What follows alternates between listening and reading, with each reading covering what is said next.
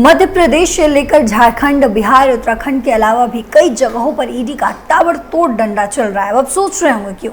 अब जिससे भ्रष्टाचारियों में खौफ का माहौल भी बना हुआ है। अलग अलग मामलों में कई राज्यों में ईडी का जबरदस्त तरीके से चाबुक चल रहा है। करोड़ों का घोटाला करने वाले शायद ये सोच रहे होंगे कि वो बच कैसे जाएंगे, लेकिन कानून की नजरों से ना कोई बच पाया है और ना ही आगे कोई बच पाएगा। इसका ताजा उदाहरण एक बार फिर से ईडी ने पेश किया है। तो क्या है पूरी कहानी और किन किन मामलों में चला है ईडी का डंडा, सब कुछ आपको बताते हैं।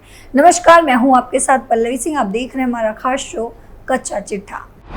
कई राज्यों में चला ईडी का तगड़ा डंडा, अलग अलग घोटालों में जबरदस्त एक्शन। बिहार से लेकर उत्तराखंड तक ईडी का चाबुक, करोड़ों की संपत्ति को ईडी ने किया अटैच। जब भी ईडी का डंडा चलता है तो कई ऐसे राज्यों से पर्दा हटता है जो पर्दे के पीछे छिपाए गए होते हैं। ईडी ने इस बार कुछ ऐसे ही घोटालों के मामलों में जबरदस्त एक्शन लिया है, जिससे सियासी तूफान भी आ गया है। तो चलिए शुरुआत करते हैं मध्य प्रदेश से, जहां ईडी का ताबड़तोड़ एक्शन देखने को मिला है।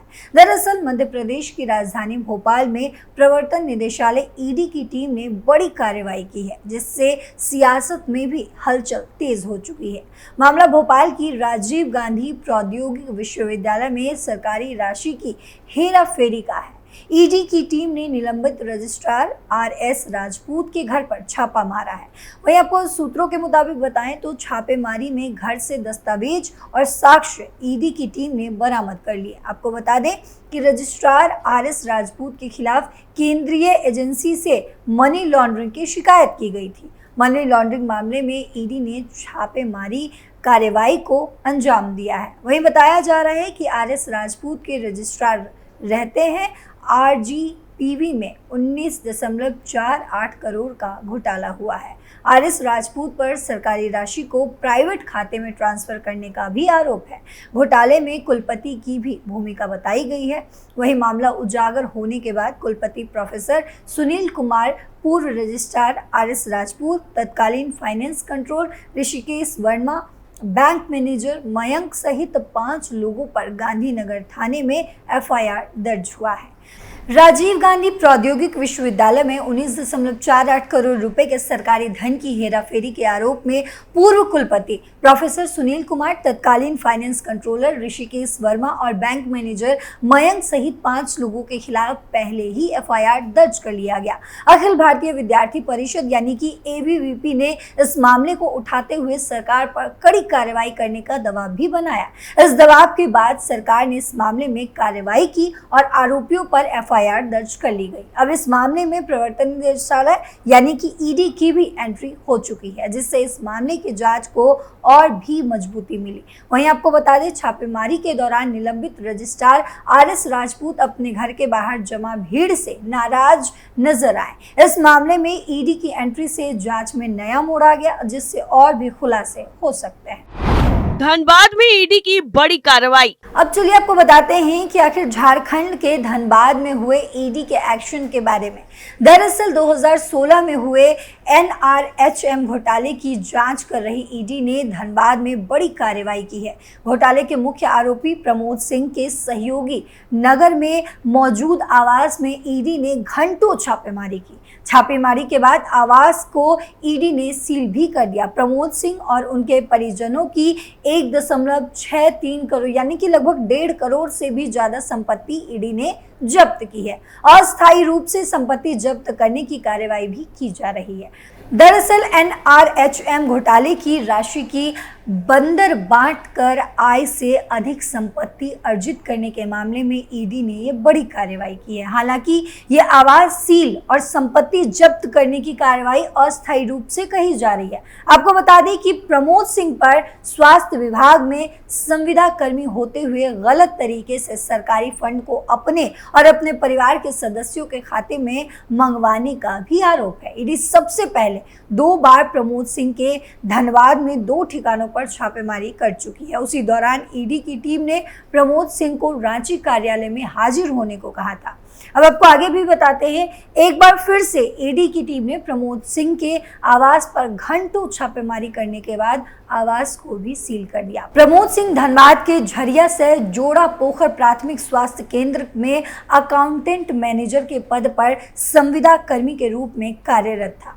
पद का दुरुपयोग करते हुए NRHM के 9.39 यानी कि लगभग 10 करोड़ रुपए गबन करने का आरोप लगा है। भ्रष्टाचार निरोधक ब्यूरो ने प्रारंभिक जांच के बाद 8 जून 2016 को मामला दर्ज किया था, जिसके आधार पर ईडी ने मनी लॉन्ड्रिंग का केस भी दर्ज कर लिया है। ड्रग तस्कर जसमीत हकीमजादा पर ईडी का शिकंजा। अंतर्राष्ट्रीय ड्रग तस्कर जसमीत हकीमजादा से जुड़े मामले में ईडी ने दिल्ली, अमृतसर, जालंधर, मुंबई, सोलापुर और इंदौर के 10 ठिकानों पर तलाशी अभियान चलाया है।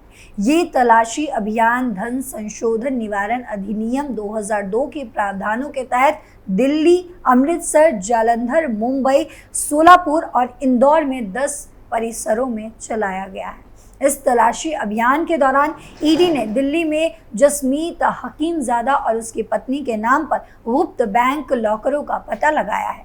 इस दौरान पता चला कि उनमें 1.06 किलोग्राम सोने और 370 ग्राम हीरे के गहने भी हैं। ईडी ने तलाशी अभियान के दौरान सभी आभूषण जब्त कर लिए। 45 साल के जसमीत हकीमजादा खाड़ी देशों से काम करने वाला एक अंतर्राष्ट्रीय ड्रग तस्कर है, जिसे संयुक्त राज्य अमेरिका के फॉरेन नार्कोटिक्स किंगपिन डेजिग्रेशन एक्ट के तहत महत्वपूर्ण विदेशी नशीले पदार्थों का तस्कर घोषित किया गया है। ईडी के मुताबिक जसमीत अमेरिका के ट्रेजरी के विदेशी संपत्ति नियंत्रण कार्यालय द्वारा प्रतिबंधित नागरिक की सूची में भी शामिल है। भारत में नार्को टेरर नेटवर्क का कर रहा था संचालन। ईडी ने जसमीत हकीमजादा के खिलाफ और गैर कानूनी गतिविधि और मादक पदार्थ तस्करी से संबंधित गैर कानूनी गतिविधि निवारण अधिनियम के विभिन्न धाराओं के तहत राष्ट्रीय अन्वेषण अभिकरण द्वारा दर्ज प्राथमिकी के आधार पर जांच भी की है। ईडी की जांच में ये खुलासा हुआ कि दुबई में रहने वाला जसमीत भारत में नार्को टेरर नेटवर्क का संचालन कर रहा था। इसके साथ ही वे प्रतिबंधित आतंकवादी संगठन खालिस्तान लिबरेशन फोर्स द्वारा मादक पदार्थों की तस्करी से होने वाली आय यानी कि POC को हवाला के जरिए से अमृतसर स्थित फुल फ्लेज्ड मनी एक्सचेंज की मदद से दुबई भेज रहा है। बताया जा रहा है कि हकीमजादा अंडर काम करने वाले ड्रग तस्करों ने उसके द्वारा बनाए गए भारत के विभिन्न बैंक खातों में कैश जमा किया है। अवैध POC फंड का इस्तेमाल हरियाणा के गुरुग्राम में उच्च मूल्य की वस्तुओं और अचल संपत्तियों को खरीदने के लिए किया गया है। कतर से जुड़े मामले में कार्रवाई। प्रवर्तन निदेशालय यानी कि ईडी ने केरल के एक व्यक्ति द्वारा कतर स्थित बैंक के साथ कथित तौर पर 61 करोड़ रुपए से अधिक की धोखाधड़ी किए जाने के मामले में छापेमारी की है। एजेंसी ने एक बयान में ये जानकारी दी है कि संघीय एजेंसी के बयान के मुताबिक आरोपी इस्माइल चक्रत से संबंध लोगों के आवासीय परिसरों पर 28 अगस्त को छापेमारी की गई। राज्य में 3 स्थानों पर छापेमारी की गई है। चक्रत पर कतर की राजधानी दोहा में यूनाइटेड बैंक लिमिटेड को धोखा देकर अर्जित कर्ज को भारत भेजने का संदेह है। धन शोधन का ये मामला केरल पुलिस की अपराध शाखा और आर्थिक अपराध शाखा यानी कि कन्नूर तथा कासरगोड जिले द्वारा दर्ज की गई प्राथमिकी के संबंध में शुरू की गई। जांच के बाद ये चीजें सामने आई।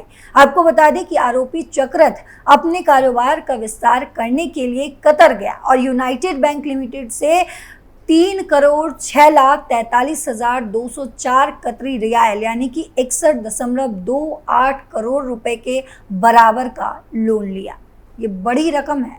लोन लेने के बाद उसने ना तो राशि वापस की और ना ही इसका इस्तेमाल अपने कारोबार के विस्तार के लिए ही किया। ईडी ने कहा कि ऋण राशि को केरल के वायनाड जिले में बेनामी नामों के तहत हस्तांतरित और निवेशित किया गया। पूर्व मंत्री हरक सिंह रावत से 12 घंटे पूछताछ। कार्बेट टाइगर रिजर्व की पाखरो रेंज में पेड़ों के अवैध कटान और निर्माण के मामले में भाजपा की त्रिवेद सरकार में वन मंत्री रहे हरक सिंह रावत से प्रवर्तन निदेशालय यानी कि ईडी ने 12 घंटे तक पूछताछ की। देर रात भी हरक सिंह से पूछताछ जारी थी। इस दौरान ईडी ने प्रकरण के संबंध में कई सवाल पूछे। हालांकि इससे पहले भी ईडी हरक सिंह को कई बार तलब कर चुकी है। उसके करीबियों से भी ईडी पूछताछ कर चुकी है। इससे पहले 24 अगस्त को सीबीआई ने हरक सिंह रावत को अपने देहरादून के इंदिरा नगर स्थित कार्यालय में तलब कर घंटों पूछताछ की थी। ईडी के देहरादून शाखा ने हरक सिंह रावत को गत 28 अगस्त को नोटिस जारी कर 2 सितंबर को पेश होने को कहा था। 2 सितंबर को हरक सिंह रावत सुबह 10:30 बजे ईडी कार्यालय पहुंचे, जहां उन्हें लगातार पूछताछ की जा रही है। कार्बेट सफारी प्रकरण में सीबीआई ने अक्टूबर 2023 में मुकदमा दर्ज किया, जबकि वहीं आपको बता दें कि दिसंबर 2023 में ईडी की एंट्री हुई। ईडी फरवरी 2024 में पूर्व मंत्री हरक सिंह रावत समेत उनके करीबियों और कई वन अधिकारियों के ठिकानों पर छापेमारी की। आने वाले वक्त में केदारनाथ विधानसभा सीट पर उपचुनाव होने हैं। अब फिर से कांग्रेस में शामिल हो चुके हरक सिंह रावत इस सीट से संभावित उम्मीदवार माने जा रहे हैं। ऐसे समय में सीबीआई और ईडी की सक्रियता से हरक सिंह की मुश्किलें बढ़ सकती हैं। पूर्व मंत्री ने हाल ही में सीबीआई के समक्ष पेश होकर कुछ दस्तावेज अधिकारियों को सौंपे। उन्होंने ये भी कहा कि वन मंत्री होने के नाते उन्होंने फाइलों पर हस्ताक्षर किए। अगर कहीं कोई गड़बड़ की गई तो उसके लिए अफसर दोषी हैं, क्योंकि नियमों का परीक्षण करना मंत्री का काम नहीं है। आईपीएस अमित लोढ़ा पर ईडी का शिकंजा। इतना ही नहीं, बिहार कैडर के 1998 बैच के आईपीएस अधिकारी अमित लोढ़ा और उनकी पत्नी पर ईडी का शिकंजा और भी तेज हो गया है। आपको बता दें कि कुछ समय पहले ही उनके खिलाफ प्रवर्तन निदेशालय ने एनफोर्समेंट केस इंफॉर्मेशन रिपोर्ट भी दर्ज किया। वहीं अब अमित लोढ़ा और उनकी पत्नी दोनों की मुश्किलें बढ़ती नजर आ रही हैं। भ्रष्टाचार के आरोप में अमित लोढ़ा के खिलाफ मामला दर्ज होने के बाद 9 सितंबर 2022 को उन्हें भारतीय पुलिस सेवा से निलंबित कर दिया गया था। उन पर सरकारी अधिकारी के रूप में काम करते हुए नेटफ्लिक्स के साथ एक व्यावसायिक समझौते पर हस्ताक्षर करने का आरोप भी लगाया गया था।